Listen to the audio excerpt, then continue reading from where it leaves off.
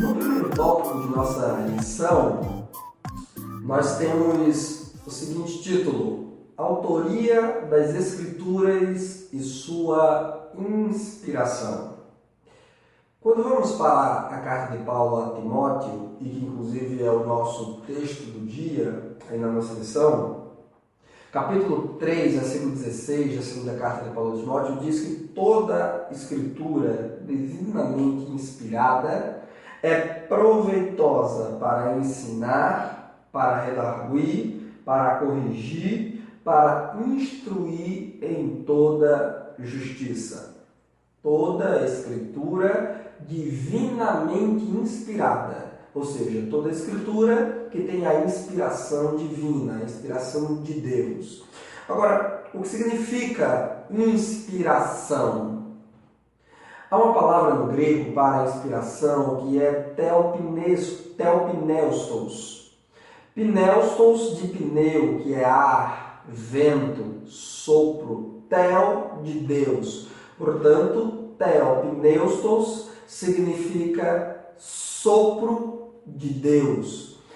É uma palavra que indica a inspiração, o sopro, a dádiva que Deus concede dentro do coração do homem, que é quando Deus faz nascer lá no coração, lá no íntimo, um sentimento, um pensamento, um desígnio no coração do homem.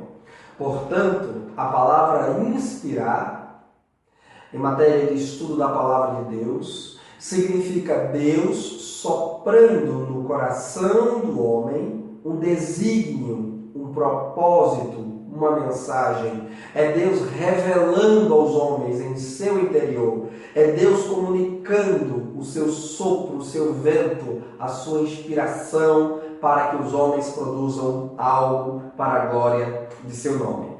Portanto, quando dizemos que a Bíblia é a palavra inspirada de Deus, estamos dizendo que é a palavra que Deus soprou no coração dos homens, é a palavra que Deus colocou no coração dos homens, é a palavra que Deus fez brotar no coração dos homens para que eles comunicassem, para que eles escrevessem, para que eles compartilhassem com os seus semelhantes. Aí tem uma palavrazinha aí interessante, né? Uma pergunta interessante no primeiro tópico, que é: Deus ditou as palavras da Bíblia?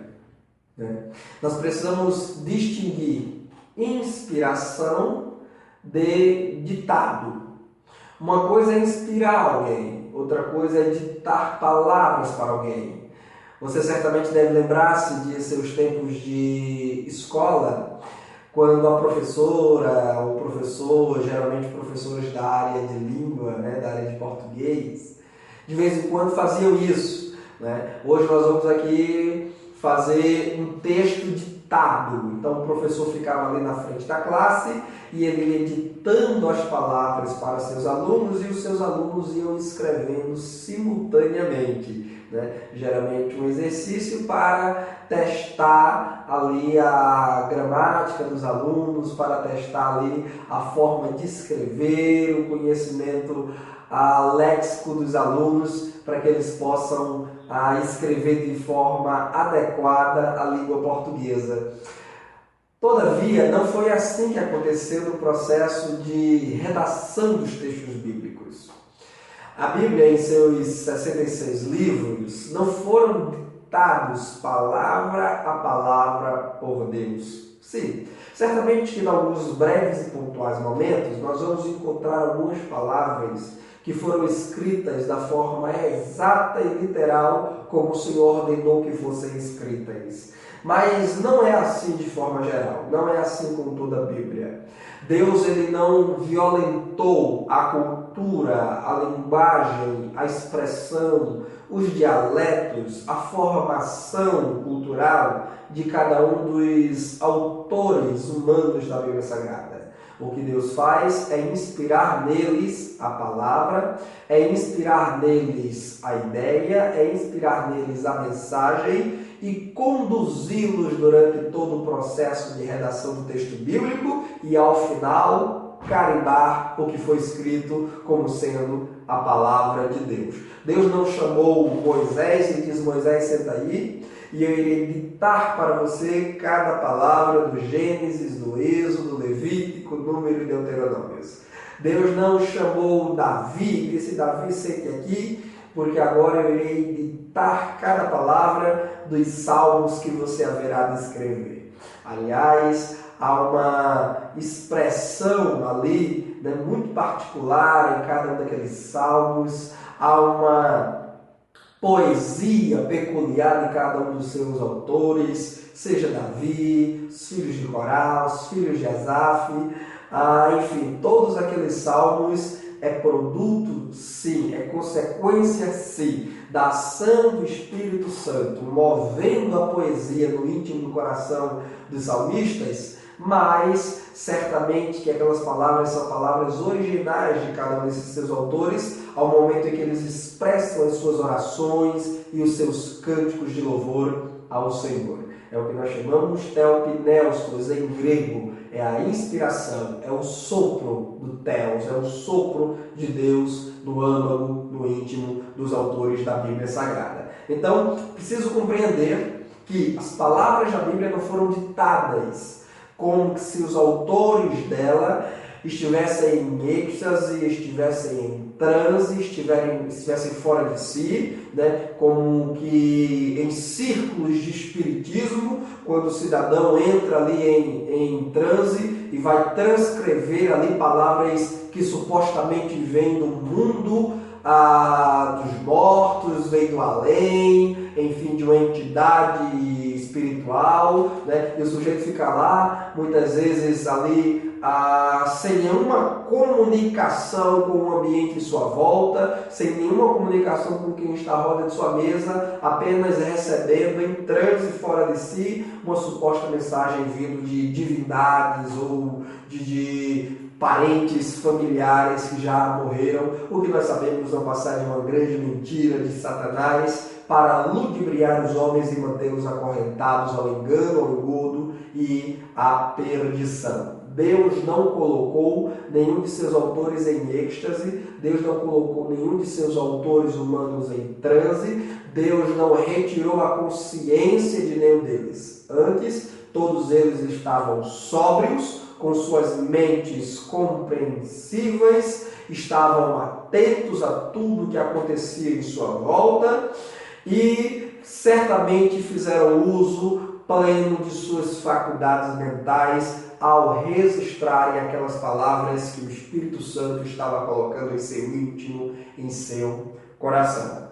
As palavras não foram ditadas, as palavras foram inspiradas, foram sopradas por Deus, que acompanhou todo o processo de escrita, de redação, para garantir que nenhum engano, nenhum erro, nenhuma mentira, nenhuma inverdade constaria nos textos sagrados, que são aptos, como dizem Paulo, para instruir, para redarguir, para corrigir. A mentira não é apta para corrigir ninguém. A mentira não é apta para admoestar ninguém. A mentira não é apta para corrigir nada, porque mentira não corrige, mentira torce. Mas se as palavras, as escrituras, a Bíblia Sagrada é apta para ensinar, para corrigir, então tudo que há nela é a mais plena verdade de Deus para os homens. Nós podemos falar neste ponto sobre a inspiração em inspiração verbal e em inspiração plenária. Deus inspira as palavras no coração dos autores, mas Deus também inspira toda a escrita, tudo aquilo que foi escrito, como disse Paulo, para o nosso ensino foi escrito. Então, tudo aquilo que foi escrito pelos santos servos do Senhor, que receberam o sopro, a inspiração do Espírito de Deus em seus corações, foi inspirado. Não apenas a mensagem abstrata Deus não deu a mensagem aos seus servos também, e eles escreveram aquela mensagem. Deus não deu conhecimento sobre um fato aos seus servos, e eles escreveram sobre aquele fato de forma alegórica, enfeitada, torcida e pervertida. Não. Deus ele deu a mensagem, mas Deus também carimbou as palavras escritas pelos santos servos de Deus. Tudo que foi escrito para o nosso ensino foi escrito. Portanto, Deus ele não só inspira a mensagem dada aos seus servos, mas ele também inspira cada uma das palavras. Ele não dita, não é? É bom lembrar isso. Deus não dita, mas ele a inspira, ele carimba, ele autoriza, ele credencia cada uma das palavras que os autores humanos, fazendo uso de suas faculdades, de sua inteligência e dispondo dos recursos gramaticais de cada uma de suas épocas e expressando-se ali com a linguagem, os dialetos típicos de cada um deles, no final da sua obra, cada obra, seja de Moisés, seja dos salmistas, seja dos historiadores do Antigo Testamento, seja dos profetas Isaías, Jeremias, Amós, todos aqueles que escreveram foram guiados por Deus na escrita em toda a produção. E ao final desta produção, a produção recebe o carimbo de Deus, recebe o selo do céu para ser palavra autorizada de Deus para os homens. É a revelação de Deus sendo dada aos homens. E ali está a inspiração verbal e a inspiração plena em toda a palavra que foi escrita e compartilhada com os homens. Ainda no primeiro tópico, vai se falar sobre o valor da Bíblia para a vida cristã. Qual o valor que a Bíblia tem para a vida cristã, para a igreja do Senhor Jesus Cristo? Primeira coisa é importante notar neste ponto é que a Bíblia é o livro de Deus para os homens, a fim de que possam conhecê-lo, conhecer os seus feitos, conhecer os seus planos e os seus projetos para a humanidade, conhecer o seu grande amor evidenciado em Cristo Jesus e conhecer o dom da vida eterna que está disponível para aqueles que crerem. E saberem como se conduzir e se portar durante toda a sua vida de peregrinação aqui nesta terra, de modo a manter-se, como dizia Tiago, incontaminado no mundo e agradar a Deus com todo o seu ser. João Calvino dizia que a Bíblia é o cetro pelo qual o Rei Celestial conduz, guia a sua igreja. Portanto, a Bíblia Sagrada, como a palavra bendita de Deus dada aos homens, tem um grande valor para a nossa vida cristã. Jesus Cristo, em sua oração sacerdotal, ele orava dizendo: Pai, santifica os teus discípulos na verdade, a tua palavra é a verdade. Portanto, a palavra de Deus, ela santifica-nos. A palavra de Deus, ela orienta-nos. A palavra de Deus, ela nos guia, como dizia o salmista naquele clássico salmo, Salmo 119, 105. Lâmpada para os meus pés e luz para os meus caminhos é a tua palavra. No mundo de trevas em que vivemos, no mundo onde o materialismo avança e domina mentes e corações, no mundo onde a pornografia e o erotismo está escancarado diante de nossos olhos, em todas as esquinas de nossas ruas, no mundo onde a violência agraça as nossas portas, no mundo onde o ódio, o rancor, a ira, a raiva tem tomado o coração dos homens e apodrecido as suas almas, no mundo onde a ciência, a falsa ciência, tem torcido o conhecimento de Deus no coração dos homens, no mundo onde os sofismas humanos, onde o falso conhecimento, no mundo onde o espírito do anticristo tem dominado e oprimido os homens? A palavra de Deus, ela vem para trazer luz, ela vem para trazer a verdade neste mundo de relativismo moral. A palavra de Deus é absoluta. A palavra de Deus é a plena verdade de Deus para os homens, a fim de instruí-los, a fim de corrigi-los, a fim de salvá-los, a fim de santificá-los e a fim de fazê-los amadurecer na fé de nosso Senhor e Salvador Jesus Cristo. A igreja do Senhor, ela precisa amar a Bíblia, porque a palavra de Deus, já dizia certo teólogo, a palavra de Deus está acima da igreja. A igreja precisa submeter-se à palavra de Deus. A igreja precisa reverenciar, obedecer. A Bíblia não é para ser idolatrada, de certo que não, mas é para ser amada, é para ser querida, é para ser cobiçada, é para ser desejada pelos santos do Senhor, é para ser lida, meditada, estudada, e cada uma de suas palavras é para serem colocadas em prática. A igreja de Cristo Jesus deve encontrar na Bíblia o seu norte, a sua direção, a sua orientação. A igreja deve conduzir, a igreja deve ser conduzida pela palavra bendita de Deus, que é lâmpada para os nossos pés e luz para os nossos caminhos.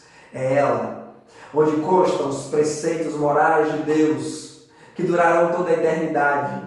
É nela que constam os maravilhosos ensinos de nosso Senhor Jesus Cristo para a nossa formação em nosso caráter, em nossa índole, em nossa conduta, para a formação e amadurecimento de nosso conhecimento espiritual sobre Deus. A palavra do Senhor contém os ensinos dos apóstolos, que é a doutrina base elementar para a igreja de Cristo se portar e se conduzir durante todos os seus dias aqui na face da terra. Portanto, a palavra de Deus, que é a Bíblia Sagrada, ela é de grande, de inestimável valor para a igreja do Senhor Jesus Cristo. Tem um belíssimo hino da arte cristã que diz: Bíblia Sagrada, de Deus mandada, celeste tocha de ver a luz, torna minha alma cheia de calma, pois nela ouço a voz de Jesus. Quando o crente ele abre a sua Bíblia para debruçar-se sobre ela, para meditar nela, para lê-la, para investigar as Escrituras, a vontade soberana de Deus para a sua vida, este crente certamente será fortalecido, este crente certamente será revigorado, este crente certamente experimentará um grande avivamento da parte de Deus. Aliás, todo e qualquer genuíno avivamento que já aconteceu na história, desde os tempos de Moisés, a quem o Senhor deu a lei, desde o tempo dos escribas Esdras e Neemias, que experimentaram um grande avivamento da parte de Deus no pós-exílio, quando abriram as Escrituras para ler diante de todo o povo, que ficou em pé diante deles ali por um expediente, por uma manhã inteira, e não fizeram caso de ficarem ali deleitando-se, ouvindo a exposição e a explicação da bendita palavra de Deus. Desde os tempos de Josias, que encontrou as Escrituras Sagradas que estavam perdidas e que foram ali lidas e ensinadas para o povo, e um grande avivamento espiritual o Senhor fez descer ali, desde o tempo de Cristo, que é a palavra encarnada de Deus, passando pelos apóstolos, para quem foi dado um conhecimento e uma revelação da parte de Deus, mostrando que todas as Escrituras do Antigo Testamento apontavam para Cristo Senhor, aquele que trouxe a nova aliança de Deus, a aliança de sangue, que foi gravada em nosso coração no mais em tábuas de pedra. Passando pelos grandes avivamentos que aconteceram no mundo, avivamentos na Europa, avivamentos na América, todos os grandes avivamentos, inequivocamente, tiveram origem, caminharam e duraram enquanto estiveram firmados na bendita palavra de Deus. A igreja hoje, lamentavelmente, a igreja evangélica brasileira, tem relegado a Bíblia a um segundo tempo, a uma segunda opção, a uma segunda alternativa.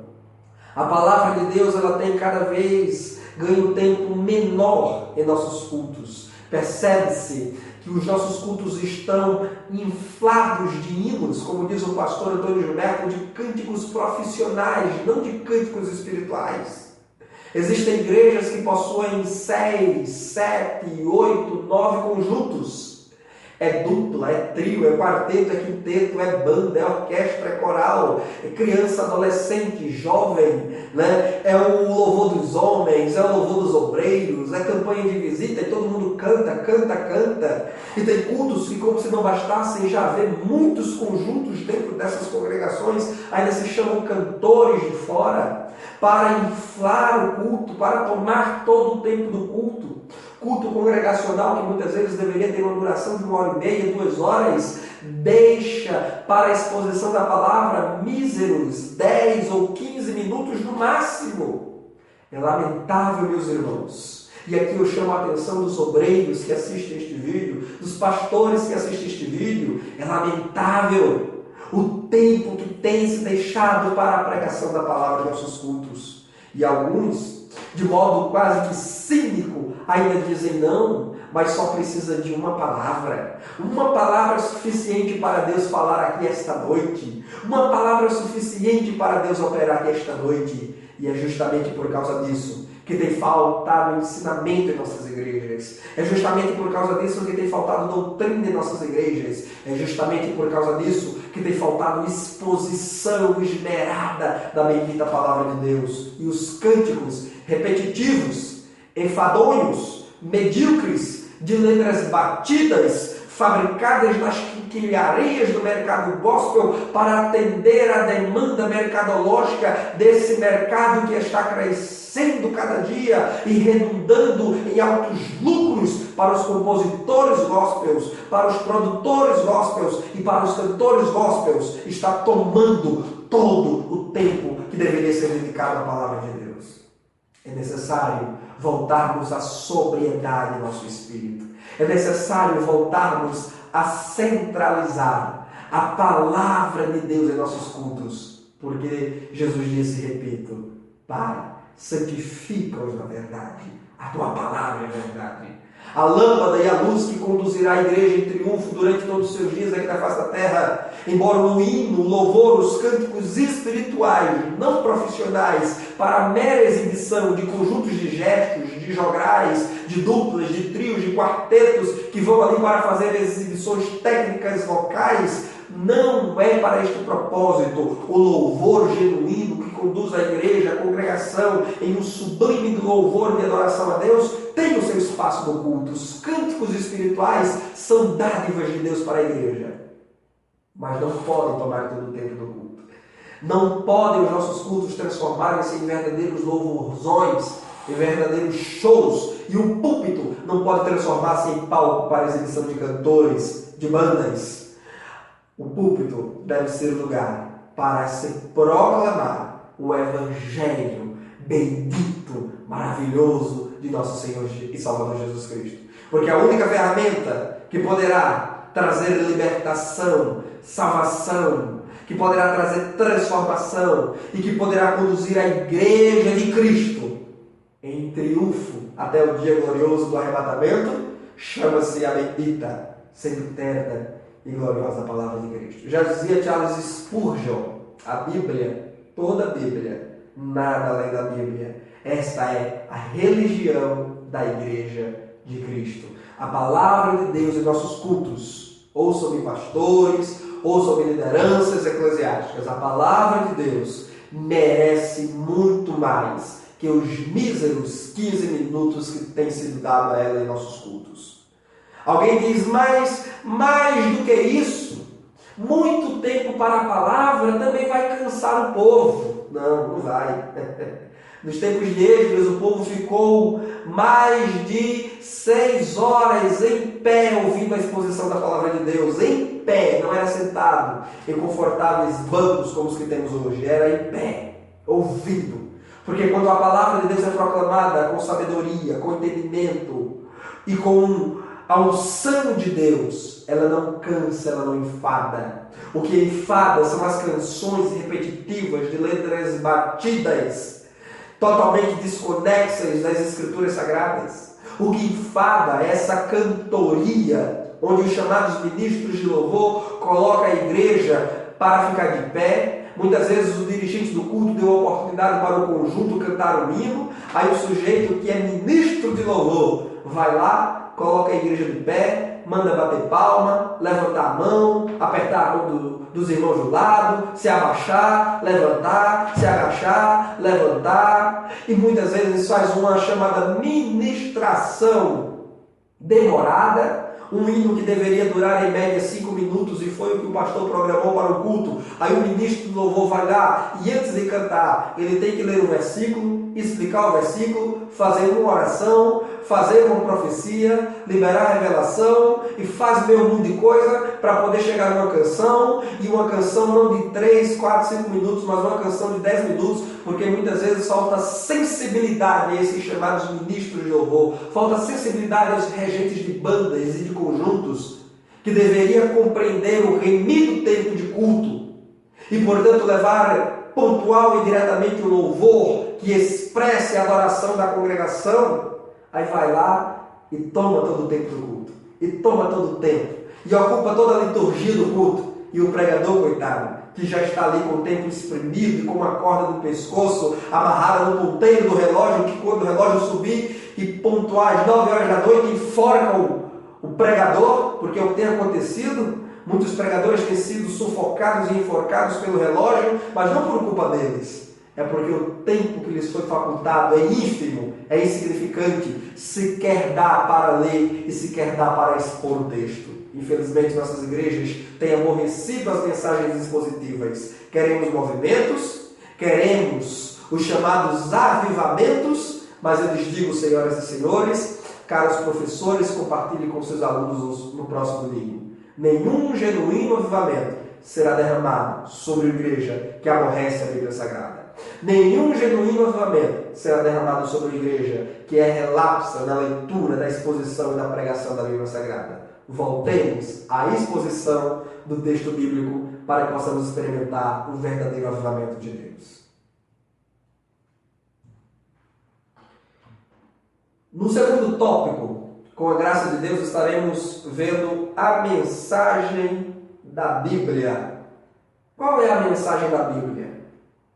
Quem foram os seus escritores? E como devemos ler a Bíblia? É assunto desse nosso terceiro tópico.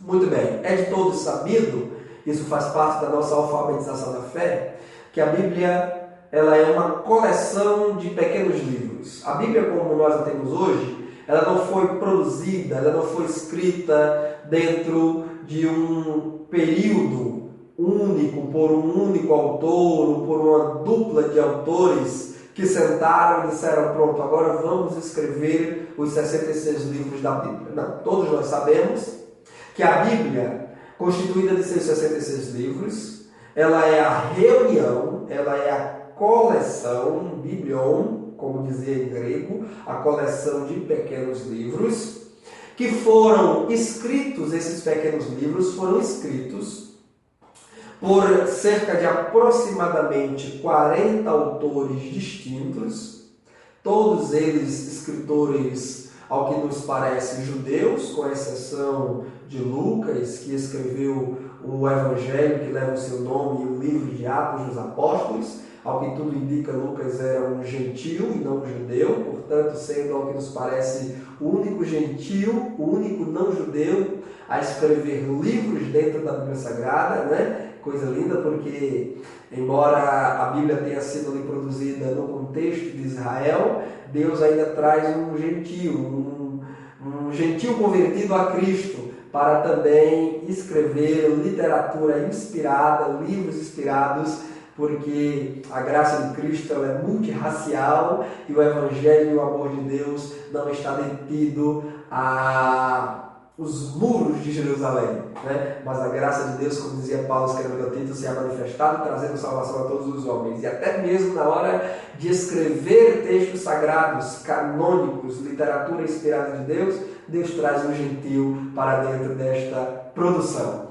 Mas esses 66 livros foram escritos aí por aproximadamente 40 autores, de formação distinta. Você vai ter ali entre os autores legisladores, como Moisés, homens de alta formação secular. Estevão, em seu último sermão, diz que Moisés foi educado em toda a arte e ciência dos egípcios, né? Há quem diz que Moisés era leigo. Quando Moisés resistiu ao chamado de Deus para ir diante de Faraó, ordenar a libertação do povo hebreu para ir adorar a Deus no deserto, aí dizem que Moisés era leigo. Quando Moisés diz eu sou homem pesado em palavras, é porque Moisés era leigo, porque ele não sabia falar, porque ele não tinha conhecimento, porque ele era indouto, né? Mas indouto é quem diz que Moisés era leigo, porque Moisés não era leigo.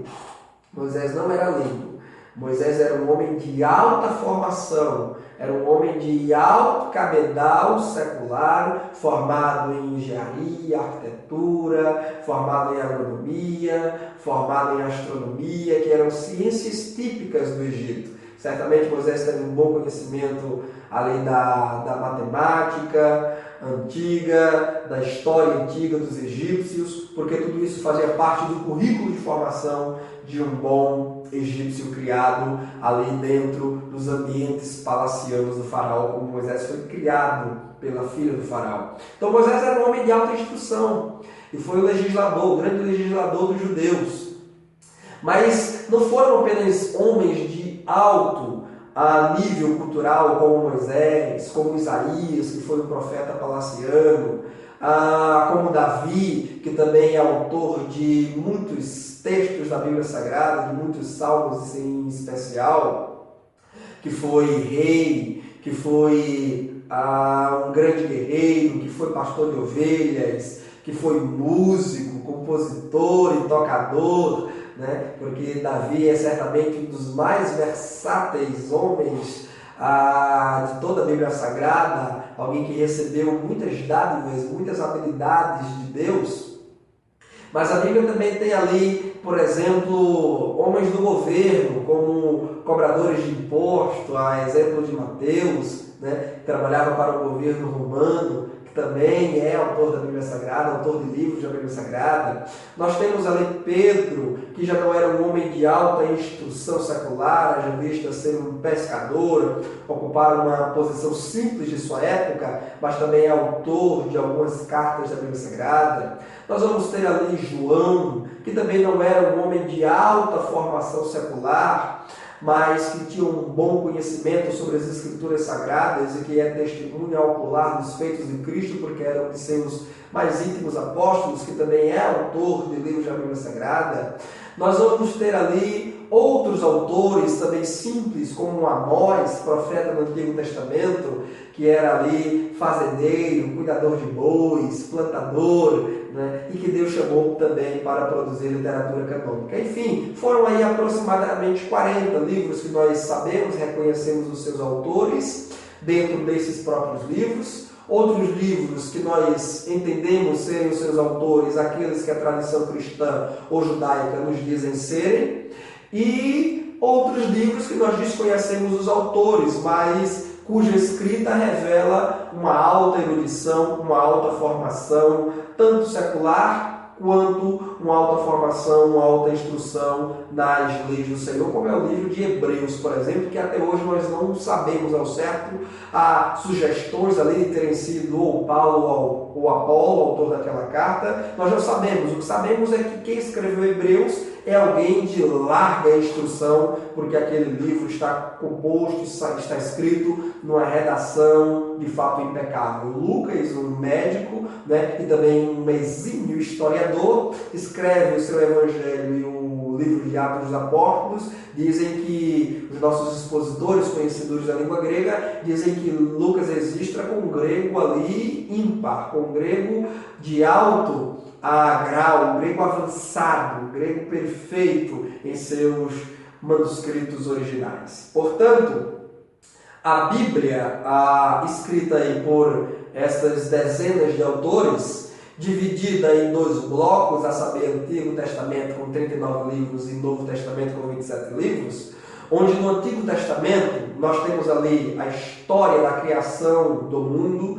nós temos ali a história do povo hebreu, nós temos ali a história do exílio do Reino Norte em 722 a.C., a história do exílio do Reino Sul de Israel, que ocorreu ali por volta do ano 600 a.C., nós temos a história dos profetas, e nós temos o Novo Testamento, que é a história de Cristo, da igreja iniciante e das doutrinas elementares para a fé cristã sobre Deus, sobre Cristo, salvação, sobre as últimas coisas que haverão de acontecer na história humana. Agora, de toda a mensagem, ou de todas as mensagens, de todas as narrativas e descrições e instruções que a Bíblia nos apresenta, certamente que o foco de toda a Bíblia não é outra pessoa, senão Jesus Cristo, Deus encarnado. Aliás, o próprio Jesus Cristo disse aos judeus: examinai as Escrituras, porque pensais ter nela a vida eterna, e são elas que testificam de mim.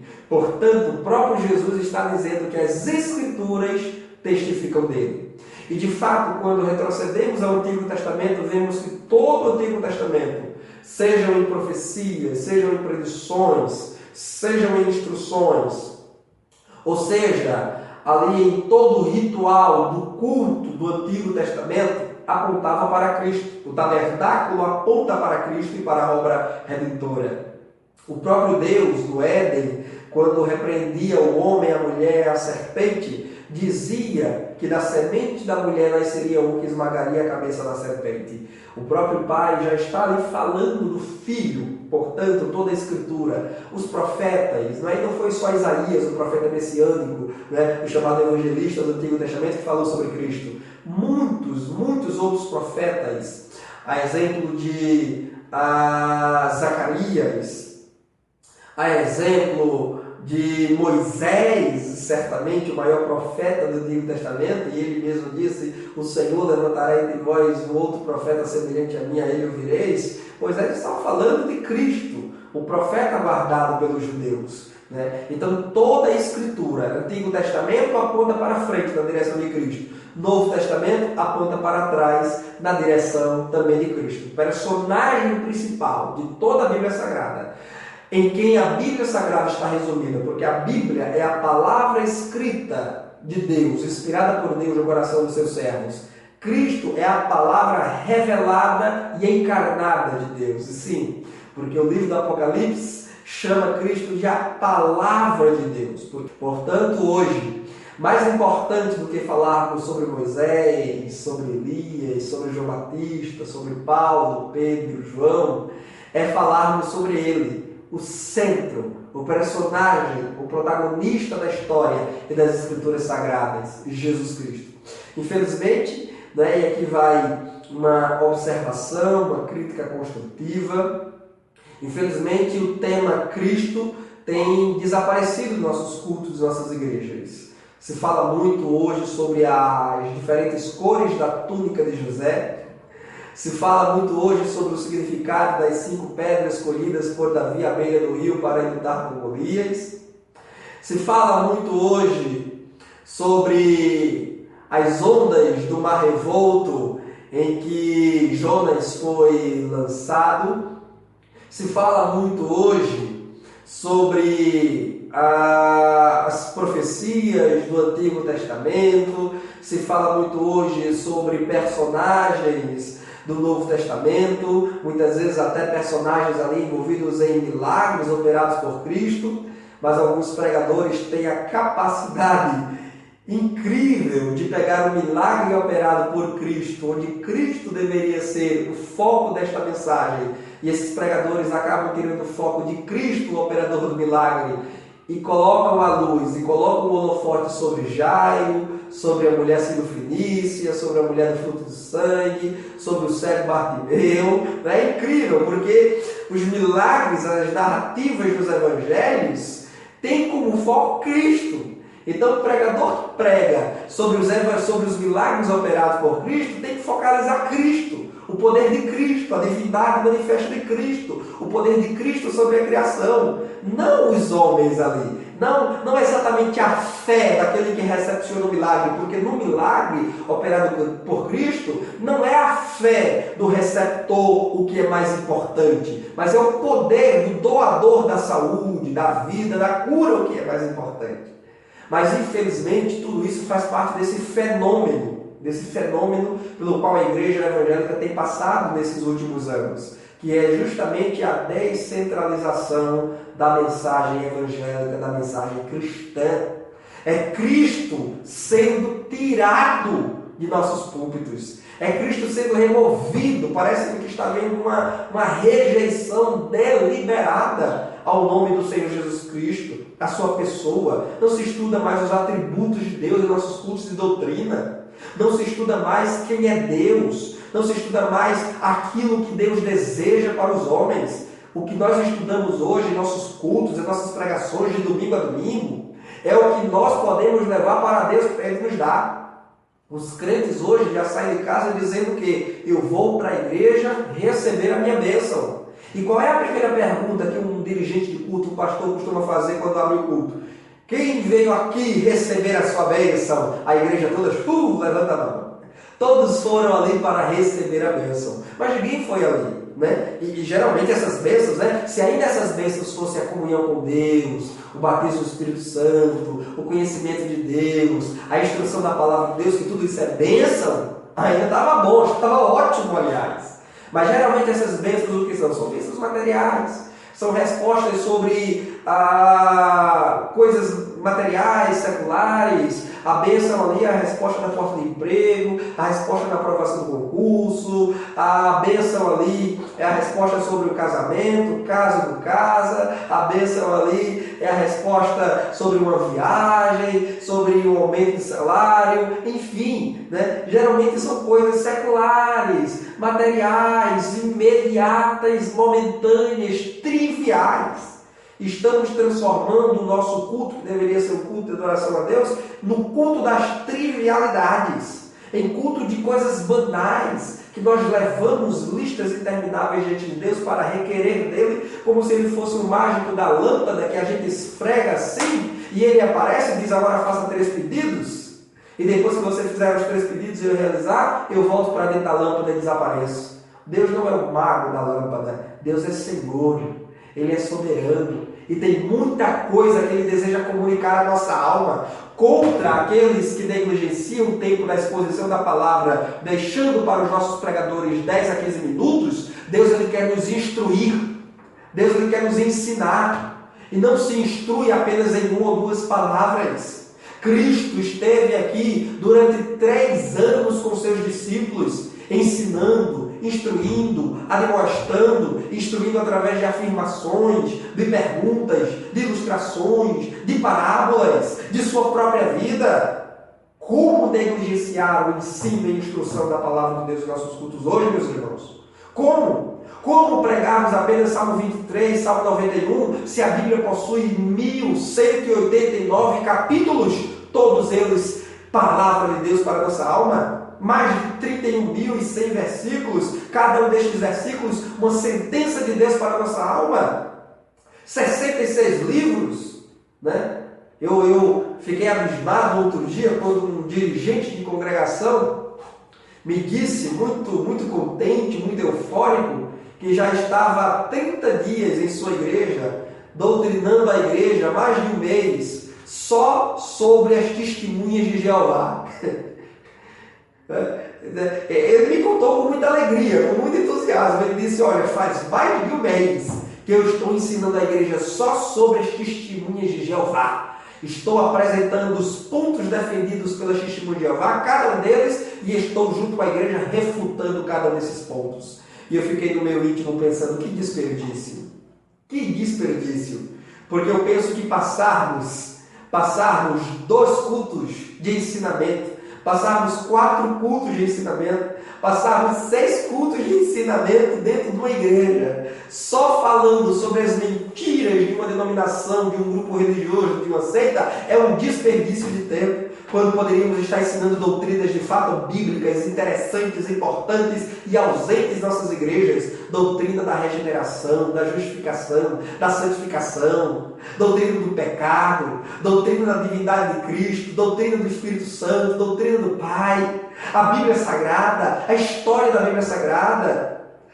Poderíamos estar instruindo nossa igreja sobre a história do movimento pentecostal e suas implicações para a igreja dos nossos dias, a importância de conhecermos a história do movimento pentecostal. Isto sim é algo mais importante, mais relevante. Poderíamos estar instruindo a nossa igreja sobre a família, né? Sobre o respeito dos filhos devido aos pais, sobre o amor dos pais devido aos filhos, sobre a educação cristã nos lares, temas de fato importantes que nós deveríamos estar comunicando em nossas igrejas, mas estamos desperdiçando em nossos cultos, ensinando sobre as mentiras de outros movimentos religiosos.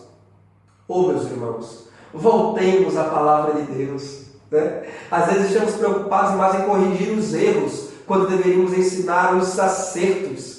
Em vez de estarmos preocupados corrigindo erros das seitas dentro de nossas igrejas, deveríamos estar preocupados em ensinar a vereda da justiça, o caminho da verdade ao nosso povo. Porque quando ensinamos o povo a verdade, o povo facilmente reconhecerá a mentira. Jesus Cristo disse: as ovelhas conhecem a minha voz.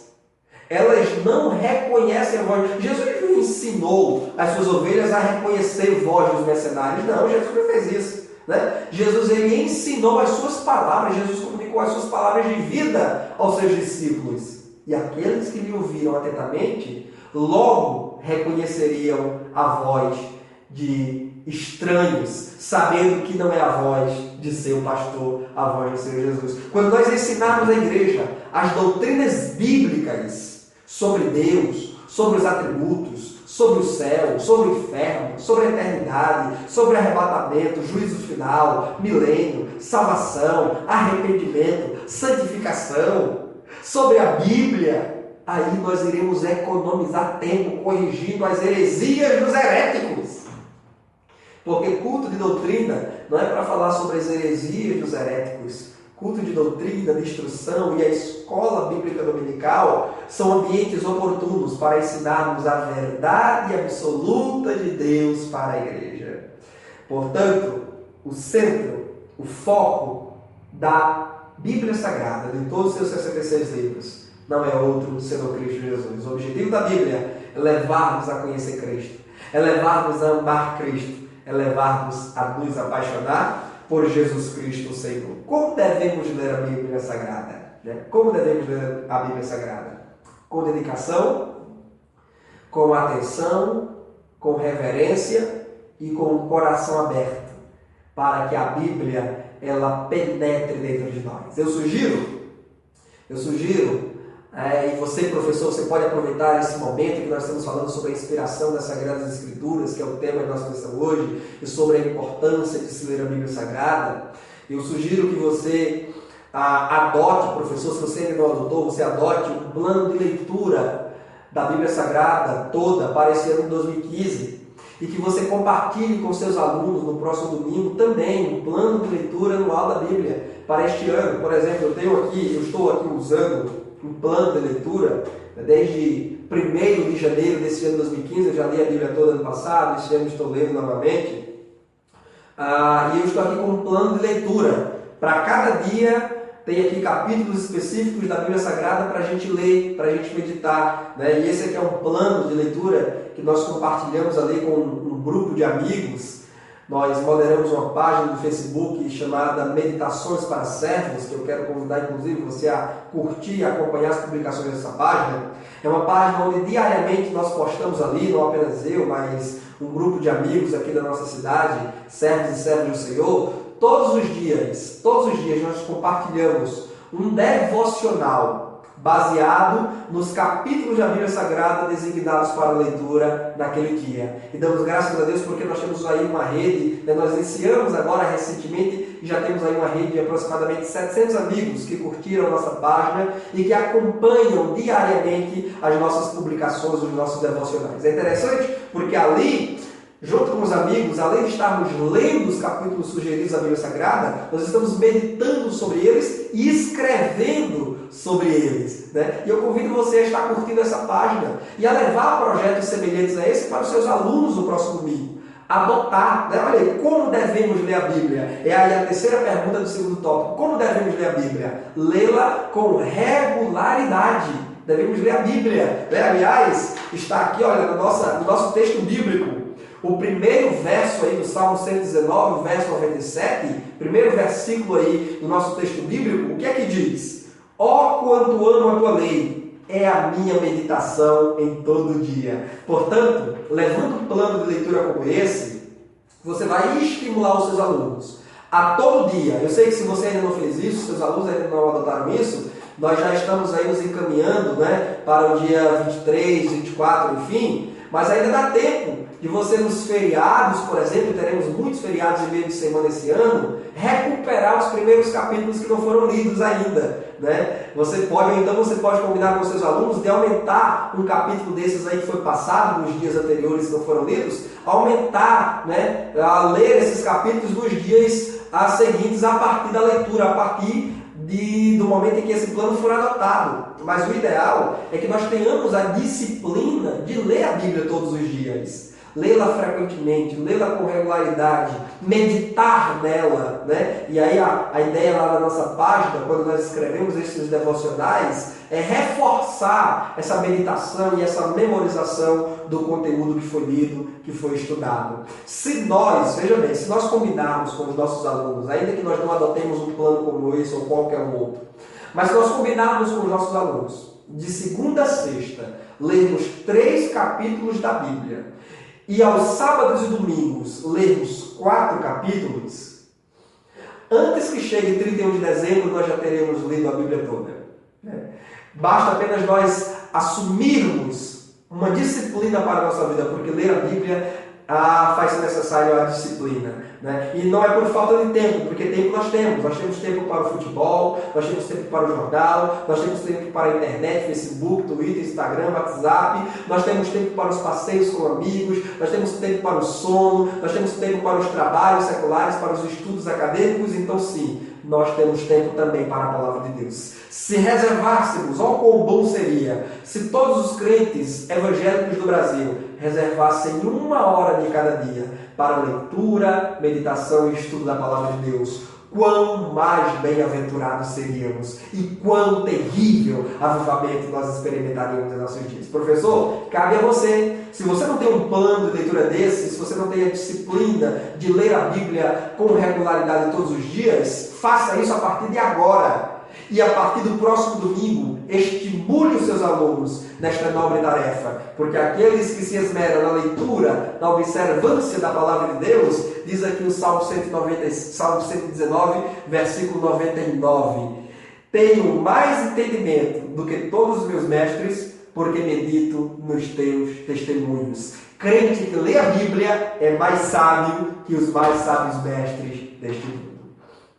E o terceiro e último tópico para encerrar vai nos falar sobre a inerrância e a confiabilidade das Escrituras Sagradas. O que nós entendemos por inerrância? De forma muito simples e pontual, eu diria que inerrância é a capacidade inerente da Bíblia Sagrada de não errar em todas as suas afirmações. É a Bíblia ser verdadeira em tudo quanto ela afirma. Sim, porque visto que a Bíblia é a palavra de Deus e Deus não mente, é impossível que Deus minta, a palavra que procede dele também não é mentirosa, é verdadeira. De fato, nós vamos ter na Bíblia algumas mentiras, mas não mentiras da Bíblia. Não mentiras de Deus e nem mentiras dos santos homens de Deus que escreveram inspirados por Deus. São mentiras proferidas por alguém.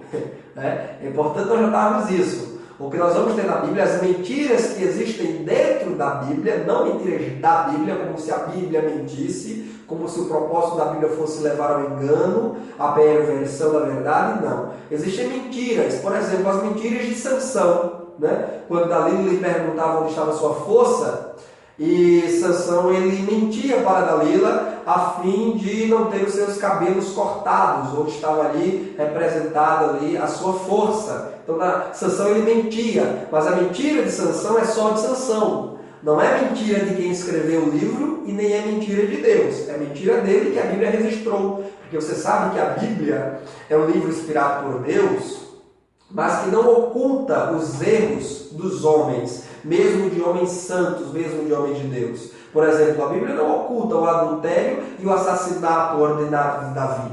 A Bíblia traz esses terríveis pecados cometidos por Davi.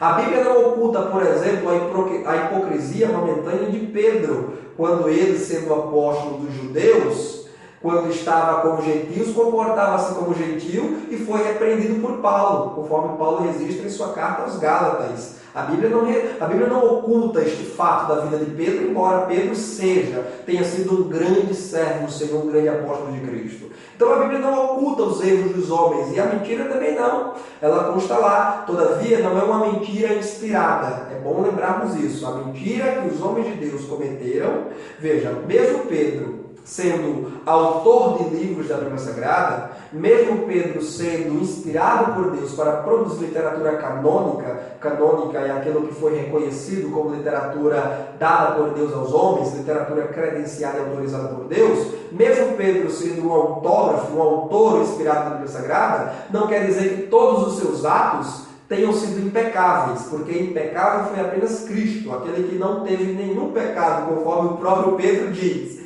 Mas Pedro tinha os seus erros. Agora, aquilo que Pedro escreveu é correto, é certo, é inspirado, é todo verdadeiro, porque tem o carimbo do céu. Agora, a vida de Pedro, a conduta de Pedro, ela pode em alguns momentos ter errado, ter falhado, porque Pedro só alcançou a perfeição, ou só alcançará a perfeição por meio do arrebatamento da igreja do Senhor Jesus Cristo, a glorificação do corpo. Então, a Bíblia é inerrante em tudo que ela afirma. O que ela afirma, o que diz que aconteceu, aconteceu. E o que ela diz que vai acontecer, acontecerá, porque ela também é infalível. Ela não falha em nenhuma de suas palavras, em nenhuma de suas promessas, em nenhuma de suas profecias. A Bíblia fala. O que ela diz sobre o passado, de fato, aconteceu. Ah, mas a história não confirma. O problema da história.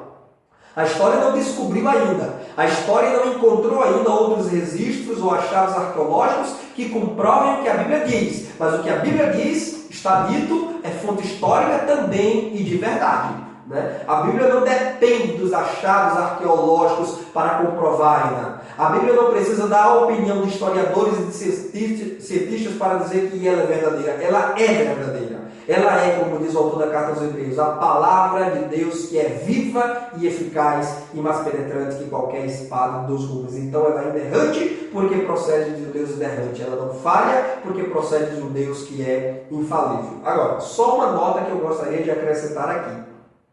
Quando dizemos que a palavra de Deus é infalível e inerrante, estamos aqui fazendo referência aos textos autógrafos, ou seja, aos textos que foram escritos originalmente pelos seus autores primários. Portanto, dizemos que é inerrante os livros que foram escritos com a pena e com a mão, de Paulo, de João, de Pedro, de Moisés, de Isaías, de Jeremias, etc. e tal. Estes são os inerrantes. Nestes originais, que foram escritos pelos autores, com a mão dos autores ou através dos seus secretários, estes sim são livros de fato inerrantes e infalíveis. Agora, como nós bem sabemos, é importante o professor ressaltar no próximo domingo, como nós bem sabemos, esses textos originais, esses textos autógrafos não estão mais disponíveis hoje em nenhuma biblioteca, em nenhum museu do mundo.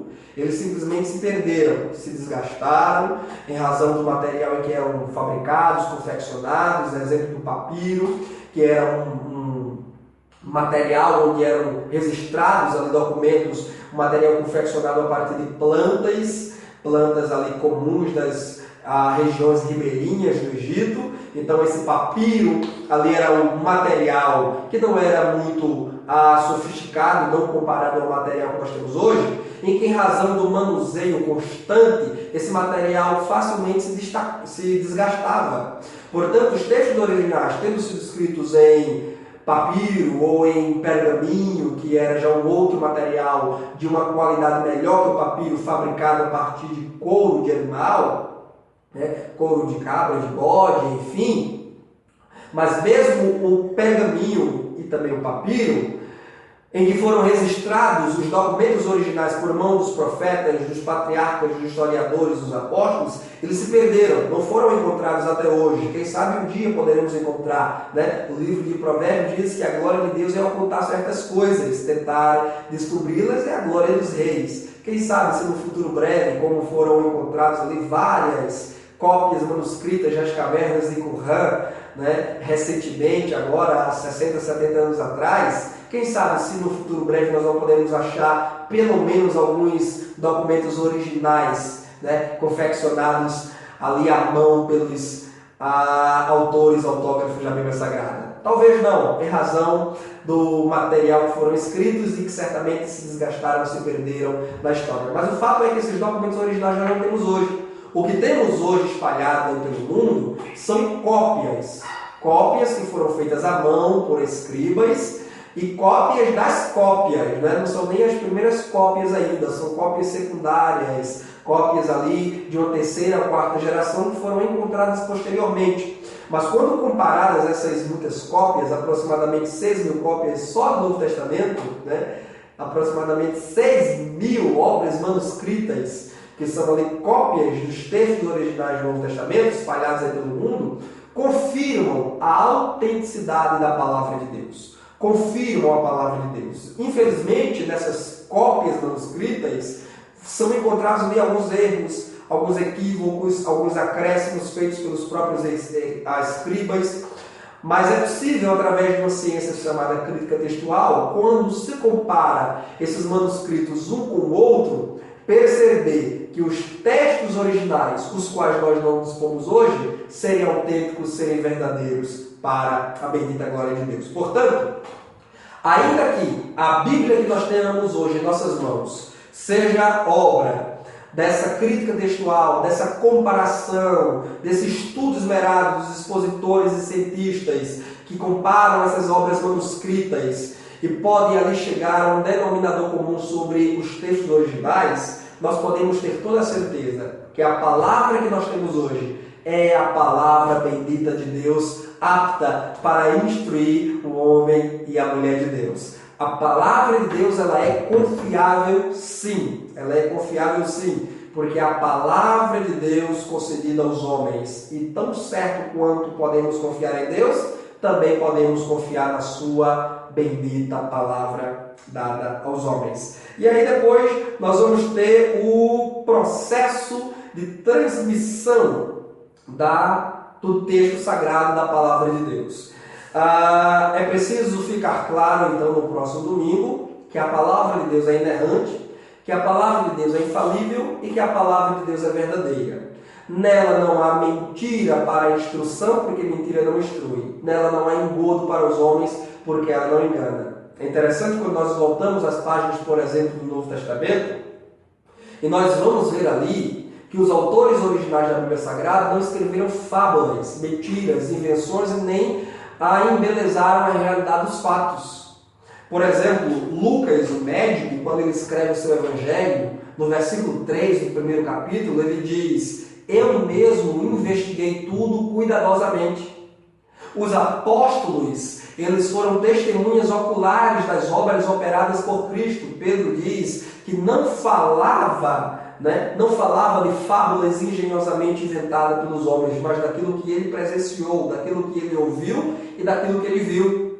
A mentira era rejeitada pelos apóstolos de Cristo. Veja Paulo, por exemplo, por não uma nem duas vezes, mas várias vezes, Paulo diz aos seus discípulos, aos homens de Deus para quem ele escreve, Paulo dizia: rejeita as fábulas, rejeita os mitos, rejeita as lendas. Por quê? Porque os santos servos do Senhor não estavam interessados em fábulas, não estavam interessados em mitos, não estavam interessados em lendas, mas na verdade absoluta de Deus, daquele que disse: eu sou o caminho, eu sou a verdade e eu sou a vida. E a mentira é tenazmente rejeitada em toda a palavra de Deus, porque a Bíblia diz no livro do Apocalipse que os mentirosos não herdarão o reino de Deus. Portanto, não cabe aceitarmos que a Bíblia ela contém erros, Não cabe aceitarmos que a Bíblia ela é mentirosa e ela é falha, porque se existir, como dizia John Wesley, se existir um único erro em toda a Bíblia, poderá haver outros 1000 erros. E se pode haver um erro e, portanto, outros 1000 erros, a Bíblia logo perde a sua autoridade e deixa de ser a bendita palavra de Deus. A Bíblia ela foi concedida aos homens. Há muitos fatos que ocorreram no passado que estão registrados na Bíblia. Certamente foram informados por revelação direta de Deus. Outros fatos, outros ensinos foram passados oralmente de pai para filho. Era comum entre os judeus antigos a chamada tradição oral, onde os patriarcas passaram para os seus filhos antes da instituição da lei e antes que houvessem muitas obras escritas, os pais passavam os ensinamentos do Senhor de pai para filho, para neto, bisneto e aí, enfim. Depois começou a haver o registro simultâneo dos fatos. Por exemplo, Jeremias ele dispunha de um secretário que escrevia as palavras que o Senhor concedia a Jeremias. O secretário Jeremias ia lá e escrevia simultaneamente essas palavras. Nós vamos ter a acurada investigação que é feita posterior aos fatos, por exemplo, o livro de Lucas, o livro de Atos dos Apóstolos, que é fruto de uma investigação, de uma pesquisa autêntica, genuína, junto com testemunhos oculares dos fatos que aconteceram. E nós vamos ter também fatos na Bíblia Sagrada que foram escritos a partir da lembrança que o Espírito Santo fez brotar no coração dos autores originais. Porque Jesus Cristo disse aos seus discípulos que o Espírito da verdade iria lembrar os discípulos do Senhor de tudo quanto Cristo tinha dito. Alguém pode perguntar, mas como é que Mateus, Marcos, Lucas e João registraram todos esses ensinamentos de Cristo? Como é que eles lembraram de tudo isso? É porque o Espírito Santo os fez lembrar, haja vista ser o Espírito Santo que soprou dentro deles a mensagem de Deus. E dos autores originais para nós temos os textos manuscritos originais, como eu disse, chamados de textos autógrafos, que infelizmente se perderam. Depois vieram as cópias desses manuscritos, feitos pelos pais da igreja, pelos primeiros discípulos dos apóstolos do Senhor. Nós vamos ter as traduções bíblicas desses manuscritos, porque você sabe que a Bíblia originalmente foi escrita em hebraico, aramaico e grego. Os manuscritos, a maioria deles do Novo Testamento, foram confeccionados em grego. Existem manuscritos, a Septuaginta, que também foi ali uma tradução grego do Antigo Testamento. E nós vamos ter hoje as chamadas versões bíblicas, Almeida atualizada, nós vamos ter aí Almeida corrigida, nova tradução na linguagem de hoje, NVI, para não falar de outras versões estrangeiras. A Bíblia atravessou os séculos. A Bíblia, que foi escrita no período de 1.600 anos, desde Moisés até João, chegou até nós, resistindo aí 1.900 anos pelo menos, né? Quando o último livro foi escrito, fechado e selado. E 1.900 anos, pelo menos, o Novo Testamento atravessou para chegar até nós. A Bíblia concluída atravessou para chegar até nós. Intacta, íntegra, para nos instruir em toda a verdade de Deus. Leiamos a Bíblia, amemos a Bíblia e que no próximo domingo a Bíblia tenha voz e autoridade maior em nossas aulas. Professor e aluno, Deus os abençoe e até a próxima lição. E que esta palavra, que é a palavra de Deus, fique em nossos corações para nos aperfeiçoar em toda a justiça de Deus, em nome de Jesus.